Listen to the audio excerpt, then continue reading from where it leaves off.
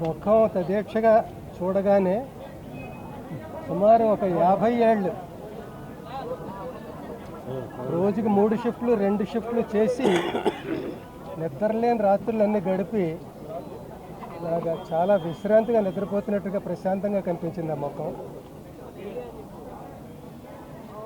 ఎప్పుడో నాటకాల రోజుల నుంచి మేము మిత్రులం. అప్పుడు నేను నాటక రచయితను కూడా కాబట్టి నా నాటకాలన్నీ ఆయన ఆడాడు బ్యాంక్ కాంపిటీషన్స్లో. కొన్నింటికి నేను ఆయనకి డైరెక్షన్ చేశాను.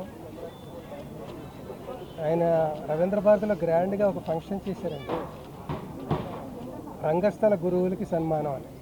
అందులో నేను కూడా ఉండడం నా అదృష్టం. అక్కడి నుంచి ఈ తర్వాత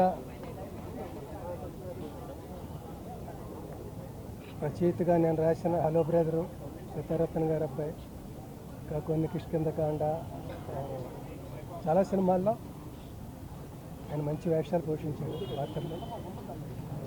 తర్వాత నటుడిగా మేము చాలా సినిమాలు చేసాం. ముఖ్యంగా ఎప్పటికీ నాకు అందరికీ గుర్తుకొచ్చే పాత్ర అమ్మ 1వ తారీఖులో నా తండ్రిగా నటించిన పాత్ర. అలాంటి పాత్రలో ఎలాంటి పాత్ర ఇచ్చినా ఆయనకి జీవిస్తాడు తప్ప నటించాడు.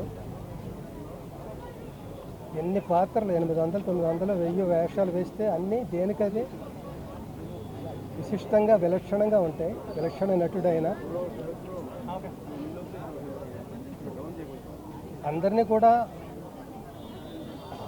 ఎంత చమత్కారం ఉందో. చిన్న పొల్ల విరుపు ఉంటుంది, ఆ పొల్ల అగ్గిపొల్ల లాంటిది బగ్గుబంటి ఉంటుంది కూడా. చమత్కారం వల్ల అది చాలా ఎన్హాన్స్ అయ్యి రాణించే వాని మాటలు నేను. అందుకే చుట్టూ చేరేవారు అందరూ షూటింగ్స్లో ఆయన చుట్టూను. నన్ను మాత్రం ఎందుకో ఒక 1% ఎక్కువ స్పెషల్గా చూసేవాడు ఆయన. నేను నాటకరంగం రోజు నుంచి రచయితను కూడా అవడం బట్టి, సినిమాల్లో కూడా రచయితను కాబట్టి 2-3 చోట్ల నా గురించి ఆయన చాలా గొప్పగా మాట్లాడారు.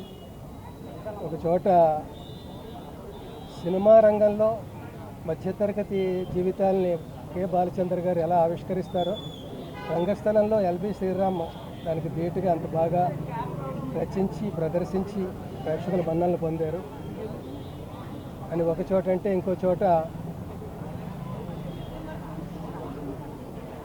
మీరు సరస్వతి పుత్రులు, మంచి గురువుల దగ్గర శిక్షణ పొందారు, మంచి సినిమాలకి రచనలు, మంచి నాటకాలకి సినిమాలకి రచన చేశారు. సమాజానికి ఎంతో అవసరమైన ఉపయోగకరమైన ఆ పెన్నని మీ జేబులో పెట్టుకుని మీరే మురిసిపోతే ఎలాగా, ఆ పెన్ను గుండెకి బరువు అనిపించట్లేదా అన్న చోట రాశాడు ఆయన స్టైల్లో. దానికి నేను ఏం చెప్పాలో తెలియక, పెన్ను తీయాలనే నాకు ఉందండి, కానీ తీస్తే జేబుతో పాటు పెన్ను కూడా తేలికైపోతుందేమో అని భయంగా అలా ఉంచేసాను. బరువుగానే ఉంది అని నేను అనేవాడిని. ఇలా చాలా అనుభవాలు. హలో బ్రదర్లో చాలా గొప్ప వేషం. ఆయన స్పెల్లింగ్ మిస్టేక్స్ అన్నీ మల్లికార్జునరావు కరెక్ట్ చేస్తుండేవాడు. కమాన్ మార్చ్ అంటే ఇది మార్చ్ కాదు ఏప్రిల్ అని, అలాగో అవి స్పెల్లింగ్ మిస్టేక్స్ ఎప్పుడు బాగు చేయ మానేస్తావరా అని అనేవాడు. చివరికి మల్లికార్జునరావు గారి డెత్ సీన్ ఒకటి ఉంటుంది, అందులో అంటాడు, ఒరే మళ్ళీ నన్ను ఒంటరి చేసి వెళ్ళిపోయావు కదరా, ఇక నుంచి నా స్పెల్లింగ్ మిస్టేక్స్ ఎవరు కరెక్ట్ చేస్తారా అని ఏడ్చాడు. అలాగే ఇప్పుడు మాలాంటి కమెడియన్లు, క్యారెక్టర్ ఆర్టిస్టులు మేమందరూ చాలామంది ఇప్పుడు మా స్పెల్లింగ్ మిస్టేక్స్ అంటే మా తప్పులు ఎవరు కరెక్ట్ చేస్తారు, ధైర్యంగా మాట్లాడగలుగుతారు అని గుర్తుకొచ్చింది నాకు. అది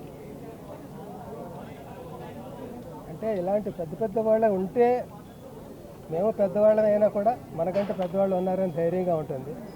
ఒక్కొక్కళ్ళే అలాగా తప్పుకుంటుంటే నెక్స్ట్ టోకెన్ మందే కదా అని భయంగా ఉంటుంటుంది. భయంగా ఎందుకు, వెళ్ళిపోయిన వాళ్ళు ఏమో నష్టపోరు, ఇంకా గొప్ప జీవితాన్ని అనుభవిస్తూ ఉంటారు. మనం వెళ్ళిపోతే అలాంటి దాన్ని అందుకోవచ్చు కదా అని అప్పుడప్పుడు అనిపిస్తూ ఉంటుంది. ఏది ఏమైనప్పటికీ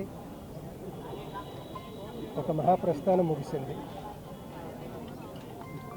ఆయనకి, వారి కుటుంబ సభ్యులకి శాంతి చేకూర్చాలని భగవంతుడు ప్రార్థిస్తున్నాను.